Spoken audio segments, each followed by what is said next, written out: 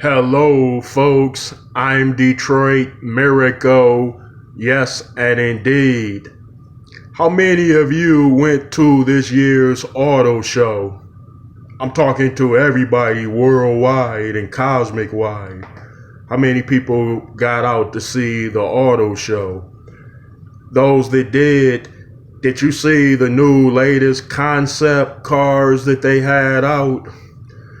Every single year, they bring out new concept cars and introduce those cars, which aren't supposedly meant to meet the needs of the people directly as far as being sent out and mass produced. Those concept cars are never meant to find themselves on car lots, so to speak. So they're meant to show the prowess, intelligence, ingenious, and ingenuitive skills of the builders and the designers.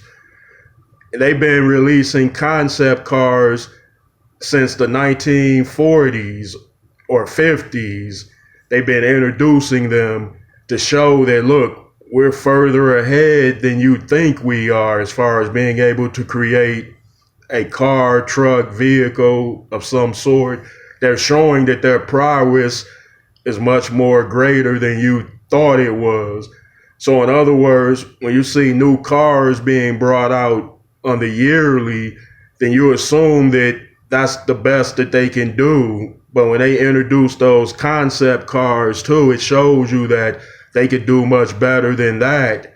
But of course, those concept cars are expensive, so they have to make cars that are cost sufficient and affordable in ways. And those concept cars cost too much money, but they're showing you the concept cars not to dangle them in front of your face and say, look, nah, you'll never get to buy this and drive this. But instead, they're showing off their ingenious building skills. They're showing you that, look, we can make things that could drive by itself. Even in the 1950s, like people would think that they couldn't do that.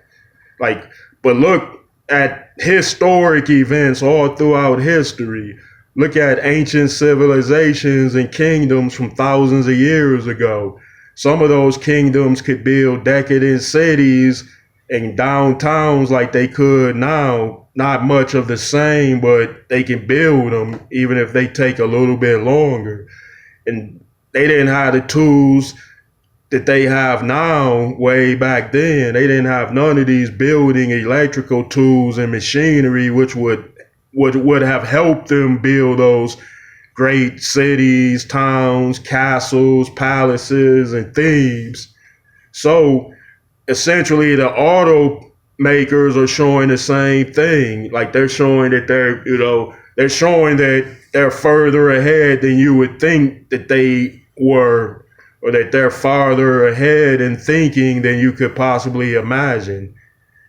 I saw some of the 1950s concept cars and they look like something out of the Jetsons or the Lost in Space series.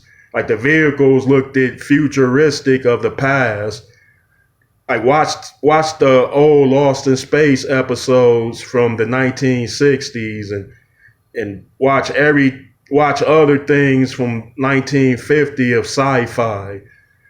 And it would and essentially they're telling you that sci-fi is actually real in that way because they could build the same stuff, judging by how the 1950s and 60s concept cars look, and seeing the concept cars over the last 50 years indicates that they're getting smarter and smarter at building those such vehicles, which are far ahead of people's comprehensions in ways.